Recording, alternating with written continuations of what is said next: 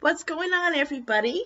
So, it is a week before Christmas, literally 7 days to Christmas.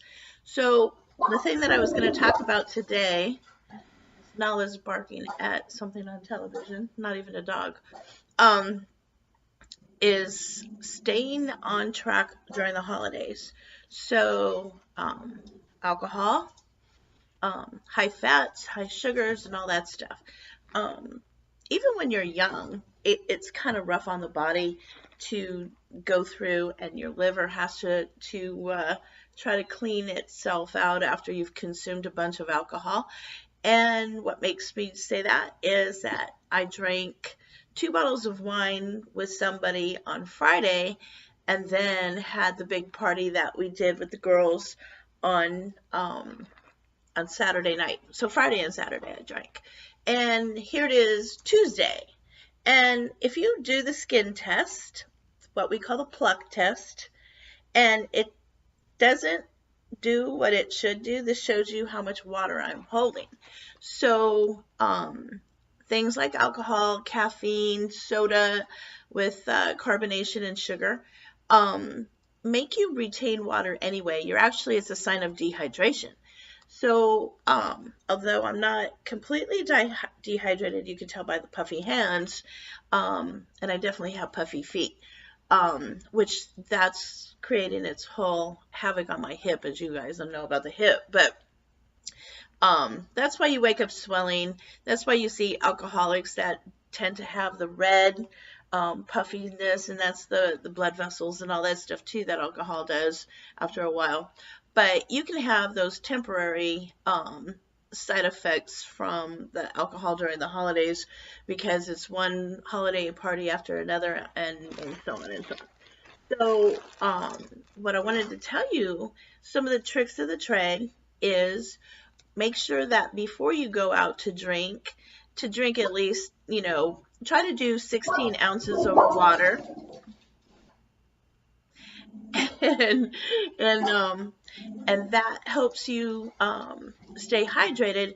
The reason why bars give you a glass of water when you're drinking alcohol too is that they don't want to serve you alcohol without the water so that you don't get quite as drunk as fast. And then when it hits you, lo and behold, you're too drunk to you're completely impaired to drive or whatnot.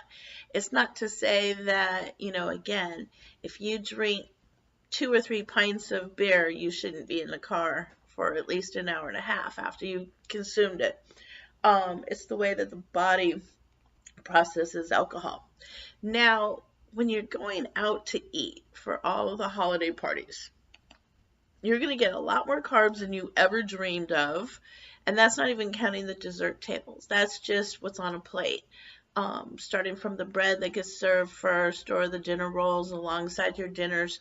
Holiday hams have a lot of sodium in them. A lot of people who don't eat pork, so you're substituting it and you're eating, a lot more chicken and gravies and prime ribs and all that stuff, but it's a lot of high-end fat as well.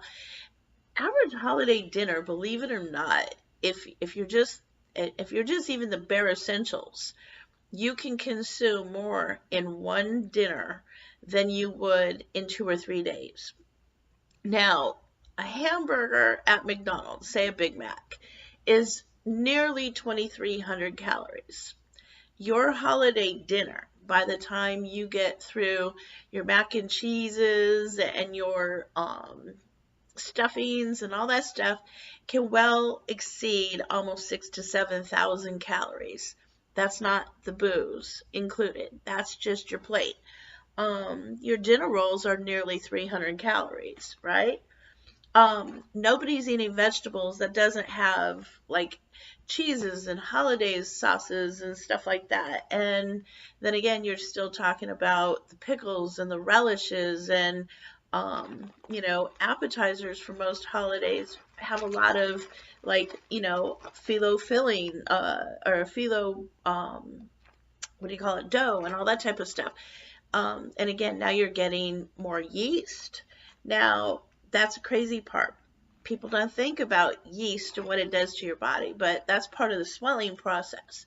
So after even Thanksgiving, did you notice that you probably woke up and you were like highly intoxicated, puffy and bloaty, and you went, oh, you blamed it all on the turkey and the tryptophan in the turkey, but it also had it's called the bear syndrome, and that's usually what they try to do even in jail houses. So here's the trick. So high protein diet makes you raise your testosterone level, especially if you're a man. And yes, you can raise a woman's testosterone level. Um, that if you're easily controlled by feeding you an overload of carbohydrates. Ever seen what they really feed people in jails and prisons is a high carbohydrate diet. It makes them sleepy. It makes them easier to control, and not that it lowers their testosterone, but it doesn't help raise their testosterone. So they're less aggressive. So that's the reason why if you notice the ramen noodles and the potato chips and peanut butter and jelly sandwiches, not a whole lot of protein in their diet for that reason. Well, that's what our holiday dinner really is that for the average person, you're making a holiday dinner that's so high in fat, so high in carbohydrate that it makes you have that sleepy feeling, and it's what it does to your endocrine system. And then it puts your body into overload. And so you wake up in the middle of the night and you're sweating, and you blame it all on the alcohol sweats, which does happen. But you have two side effects that happen with that body heat, is that it is your body's way of trying to burn 3 days worth of food in the same amount of time it's thinking it needs to do for a normal feeding. So my suggestion for most people is to eat light throughout the rest of the day. And that, again, with my program that I do with Isogenics, you're eating one meal a day, and you eat, 2 or 3 shakes throughout the day. For a lot of my guys who are working out in the gym or have a physical job, I have them taking 4 shakes and the 1 meal. And sometimes even if they're not in the middle of a cleansing program or whatever, then I still have them do a light lunch, like a salad with a little bit of protein and a protein shake at lunch. So those are some of the tricks that I do with them, even with the Isogenics, when I'm tweaking their program, if they're not really on the program itself, to cut all the weight and whatnot. So here's the thing. So you get up that day, you have a holiday party that night, you're going to drink, you're going to eat. You're getting in your water, you get your morning shake, you go off and do what you need to do for a couple hours, you do another shake, you get up another couple of hours, and again, like I said, you can have a salad that's light. Don't do anything that's like a sandwich or whatever, because again, you're thinking of sandwich and you go, oh, well, but when you start talking about the bread, which you're going to already have later on tonight, you're talking about the mayonnaise and all the toppings, the cheeses and whatnot. So you're up to, again, 400 to 600 calories just for a sandwich. Then you go off and you're going to have that couple thousand calorie dinner, whatever, or, for some of y'all eat light and then drink heavy. So I'm talking to you guys too. Average alcoholic drink. And with the mixers, the mixers are half your issue.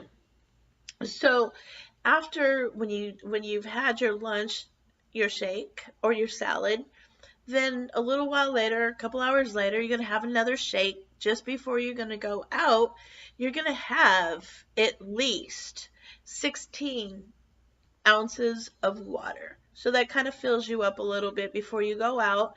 It keeps you from drinking as quickly as you would or whatever. Now, for every alcoholic drink that you drink, you should drink an 8-ounce glass of water. Serious. Ice cold water. Even though it's winter time, ice cold water will not only get you when your metabolism will spike up faster because your body still tries to regulate its temperature.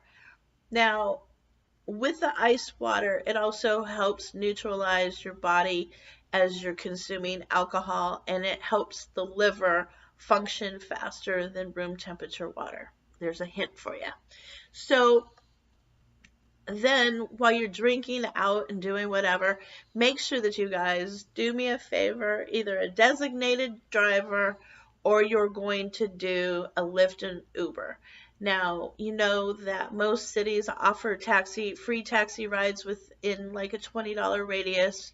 They have Uber and Lyft in every city, including the small ones. If I've toured and I was in Tennessee, they had Lyft and Uber there. They might take you a while to get one, but they have them. As some of you guys know, I have a nephew that was nearly killed by a drunk driver. I have numerous friends that have been killed by drunk drivers. Don't drink and drive. I'm telling you. Make that promise. Your family and your friends and the family and friends of people that you potentially could murder. And yes, I'm said it, murder. Because you just refused and you, oh, well, how am I going to get my car and da da da. There's a lot of cities, like here, even in Virginia, they have companies that will take you home and drive your car home. So if you have those programs in your city, please do all that, because again, you can't be healthy if you're dead. And you can't be healthy if they put you in jail, because again, they're going to feed you that carbohydrate diet. And so that's my trick for you guys for the holidays. I want to wish everybody, if you've been celebrating Hanukkah, happy Hanukkah to you all. Merry Christmas to all my Christian friends out there. And if you're not either of those faiths, I know that I think it's not until January for the Orthodox, but happy holidays to everybody. And we will definitely catch you before the new year and get you guys all ready to celebrate the new year. I don't do New Year's resolutions, but I do plan for the following or the coming year setting goals. So I will talk to you about that later. Namaste. Happy holidays, y'all.